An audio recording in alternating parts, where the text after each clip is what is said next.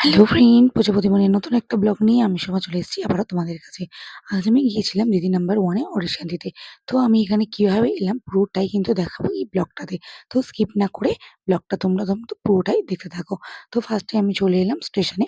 আমি কিন্তু সুভাষগ্রাম স্টেশন থেকে যাবো। আর এখান থেকে আমি ট্রেন ধরে চলে যাচ্ছিলাম শিয়ালদা।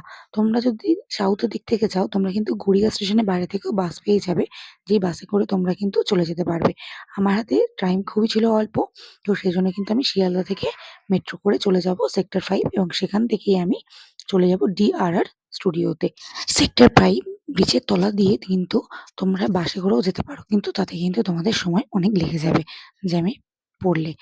আর আমি কিন্তু গেছিলাম এখান থেকে ক্যাব বুক করে, যেহেতু আমার হাতে টাইম খুবই অল্প ছিল। তো আমি ফার্স্টে চলে এলাম শিয়ালদা মেট্রোতে এবং এখান থেকে কিন্তু আমি চলে যাব। তো দেখো, আমি প্রচণ্ড তাড়াহুড়ো করে যাচ্ছি। আর এখান থেকে কিন্তু আমি এবার মেট্রো ধরে নিলাম এবং চলে যাব সেক্টর 5 মেট্রো স্টেশনের বাইরে।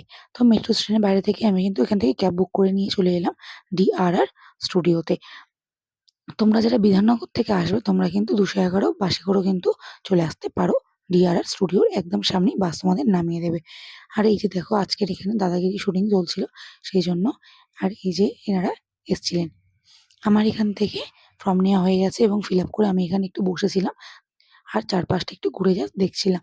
আমি এখানে আসার জন্য মেল করেছিলাম। এনারা কিন্তু মেলে রিপ্লাই করে আমাকে আসতে বলেছে। যখন দিদি নাম্বার 1 হবে টিভিতে, তোমরা তখন দেখবে স্ক্রিনের উপরে একটা মেল আইডি দেওয়া থাকে, সেখানে তোমরা মেল করতে পারো। বা একটা হোয়াটসঅ্যাপ নাম্বার দেওয়া থাকে যেখানে কিন্তু তোমরা হোয়াটসঅ্যাপ করতে পারো তোমাদের স্টেট, নাম আর বয়স লিখে। আর দেখো, এখানে কিন্তু পুরোটাই আমি তোমাদের ঘুরিয়ে ঘুরিয়ে দেখাচ্ছি। দাদাগিরির শুটিং চলছিল পাশে, আর এখানে ছিল রিহার্সাল রুম। দেখো চারপাশটা।